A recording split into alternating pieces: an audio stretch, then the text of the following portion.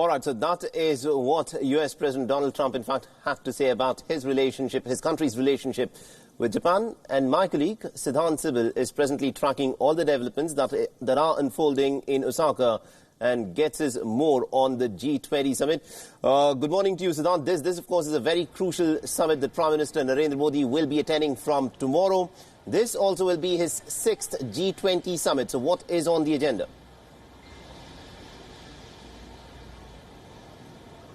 Well, when we talk about G20, it's a grouping which emerged after 2008 financial crisis. Initially, it was just a grouping of the finance ministers which emerged after the financial crisis, the Asian financial crisis of 1999. But India has been playing a vital and key role and playing a role of an opinion maker when it comes to shaping opinions, global opinions when it comes to issues such as counter-terrorism or black money. In fact, the Indian Prime Minister Narendra Modi's first G20 summit was in Brisbane, Australia, way back in 2014, and the first thing he raised was the issue of black money, something that has been a key feature of Indian Prime Minister's speeches at G20, whether it's in Buenos Aires, whether it's in Antalya, other G20 summits such as Hamburg, but also on the issue of counter-terrorism. In fact, at the Hamburg G20 summit, which took place in Germany, the Indian Prime Minister had given an 11-point agenda on how to tackle the issue of counter-terrorism. And last year in Buenos Aires, the Indian Prime Minister had talked about how the FATF should come out with a definition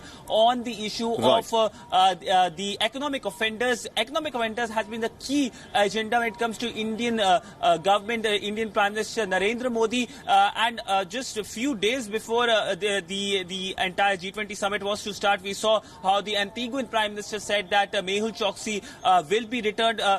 In fact, we do expect the Indian Prime Minister to raise this issue this time very strongly. When we spoke to India's chief negotiator or Sherpa, Suresh Prabhu, just before the summit, he explained to WION that how the economic offenders are a danger to global financial stability. G20, remember, was an economic forum because it emerged after the 2008 financial crisis. Now, of course, it has become a political and economic forum, and we know it's a packed schedule for the Indian Prime Minister. He will be having 10 bilaterals and 5 police-sides and bilaterals with the US President Donald Trump will happen on Friday. But today, just a short while from now, he will be meeting the Japanese Prime Minister Shinzo Abe, with which he has close relationship. WION, in fact, also spoke to Indian envoy to Japan, who said that the relationship between the two leaders, there's a chemistry, and both are now, in fact, he used the term friends, not in a sense they don't converse as leaders, but as friends talking to each other.